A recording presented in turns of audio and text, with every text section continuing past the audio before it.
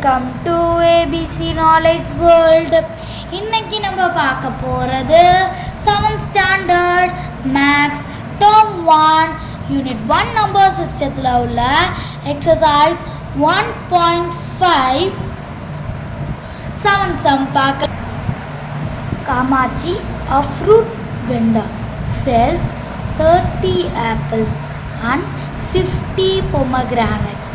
If she makes a profit of rupees 8 per apple and loss rupees 5 per pomegranate, what will be her overall profit or loss?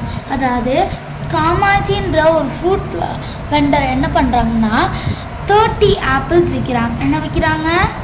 30 apples விற்கிறாங்க and 50 pomegranate விற்கிறாங்க. ஓகேங்களா?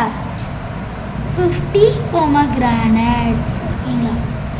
அப்போ அவங்க என்ன பண்ணாங்கன்னா 30 ஆப்பிளுக்கு 8 rupees நான் profit வச்சு விற்கிறாங்க. இதுக்கு rupees 5 லாஸ் வச்சு விற்கிறாங்க. இப்போ அவங்களோட ஓவரால் ப்ராஃபிட் என்ன இருக்கும், லாஸ் என்ன இருக்குன்னு தான் கேட்குறாங்க. இப்போ apples is equal to 30, pomegranates profit of apples first கண்டுபிடிச்சலாம். இப்போ 13 to 80 எவ்வளோ? ருபீஸ் 240. 0 அப்படியே வந்துடும்.